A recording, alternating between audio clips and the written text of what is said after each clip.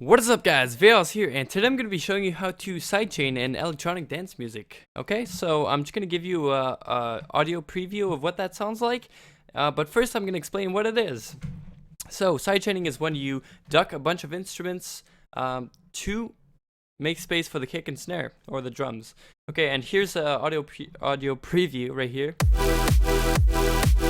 Okay, as opposed to no sidechain, which sounds like this.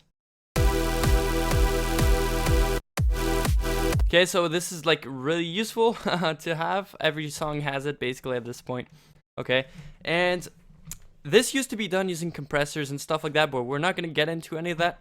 Okay, today we're going to be doing volume automation. So you can use a lot of tools for that. Today I'm going to show you how to use LFOTool or Volume Shaper 4 or freaking Volume Envelope, which is actually an FL Studio, which comes for free. So yeah, the only reason I would recommend LFOTool or Volume Shaper is because you have a visual representation, which is very useful when you're trying to like fine tune the volume envelope. But anyways, let's get started. So let's say you only have your drum loop, okay, which is this, and you want to make it match with this, with sidechain. Okay, so first of all, you're gonna have to send those elements through a bus track. There are two tracks here, so what you can do is kind of select them both and right click here, route to this track only. Now they're both going through a bus, super useful. Okay, now you can do you can add effects onto these two tracks at the same time using that bus, right? So we're going to use LFOTool for at first. Okay, so you're going to want to trace something that kind of looks like a kick, and just make sure that it starts at 100% the envelope and it ends at 100%. Okay, so make it duck a bunch like that, make it look like a kick, and make sure it stays at 100% like that. Okay, typically I'll adjust many settings, which I'll just go through real quick. So rate I like having at 1/8. Okay, just because it's easier for the visual. When we'll get to that, you'll see. And I like disabling these two, dotted and triplet. They're just annoying when adjusting the rate. Okay, and also double click right here beside the note retrig. Now this is gonna make it trigger as an envelope. So whenever there's a MIDI signal coming in at this port, okay, this envelope is gonna happen. It's exactly this, right? So that's gonna be super useful. And also just make sure that you have an input port for your MIDI. 20 is fine. That's the one I use because not often do I use port 20 for anything else. So okay, next thing you're gonna need is a Midi trigger, some kind of MIDI signal that's gonna trigger that envelope, right? Okay, so yeah, just MIDI out is a great tool for that. All you have to do is set it to port 20, and then you can automatically put down notes after that, and it's just gonna follow. That's it, right? Really, that's the big trick right there. It's gonna trigger your stuff. And just to give you an example, I'll play it real quick. Okay, as you can see, the waveform is actually ducking right here. if you're looking at the sidechain bus, so that it's already doing something. The way you actually sort of fine tune the automation though is you have to single out in the mixer your kick track, and then you have to link it to the sidechain track, and then you can listen to it. Okay, so right now there's no visual representation, so you're kind of doing this in the dark right now, which is kind of annoying. But if you click right here on the little sine wave, now all of a sudden you have, ta-da, a waveform. Awesome.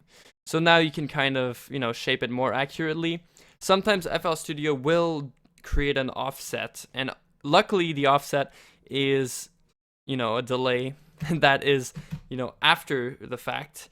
Okay, so like after the kick, usually the kick will be moved a little bit there if you have a lot of plugins on your mixer. So that's pretty useful. You can just kind of place it a little off on the right. Okay, so that's super useful.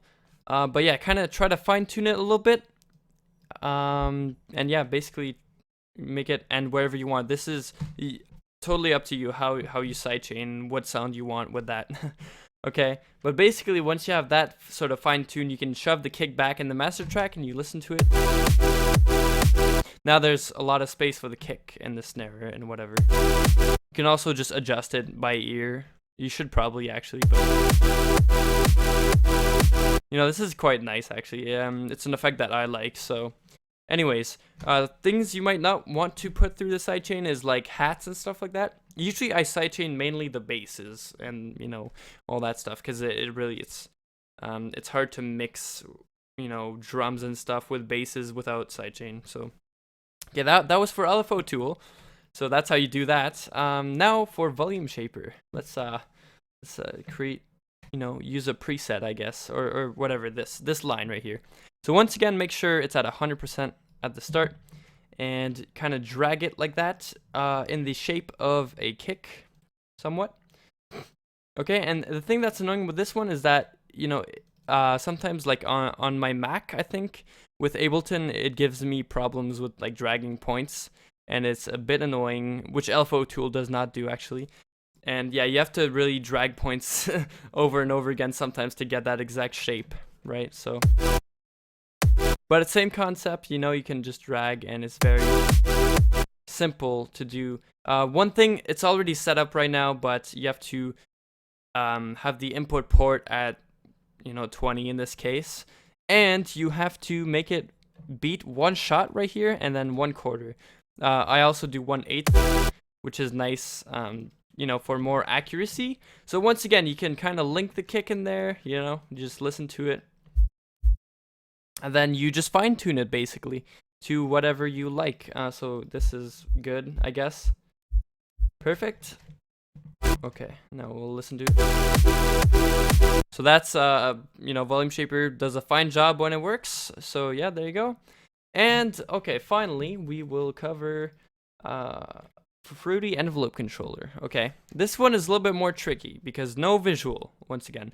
So first of all, you're gonna want to curve your envelope in the way that you need it, like that. Perfect. Now you can actually remove these points, like the release. You don't need it at all. So this is fine. Try to get a kick type shape. Okay, 100% at first, and then 100% at the end. You can click on the tempo here, and that way it syncs to the tempo, which is really nice. I think it's 1, 2, 3, 4, but I'm not entirely sure, so whatever. Okay, so yeah, there you go. That's done already, and you can already put your notes down for it to follow the kick. Okay, now what you want to do is pull up a Fruity balance. And what you want to do is actually copy this value, okay? Copy the volume value and initialize the song with this position. That way it's always going to return to this position if you play.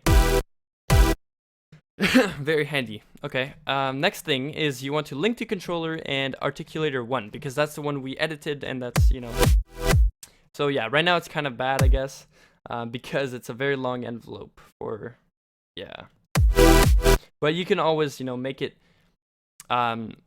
fine tune it, like I said. Okay, so the reason we copied the value earlier is to paste it right here. Ta-da! That way it's always staying at 80% maximum right here. Yeah, basically. Okay, so yeah, I hope you guys enjoyed this video. This is how you sidechain like the pros. Basically, Zomboy uses LFOTool for his sidechain, because no one uses compressors anymore. That's kind of outdated a little bit. I mean, they're still great tools, but for this kind of music, you're definitely going to want to use some kind of volume automation, which is why LFOTool, Fruity envelope controller, and volume shaper are great tools. Anyways, I hope you guys have a good day, and I'll see you guys in the next stream or video. So you guys, yeah, take care. Peace.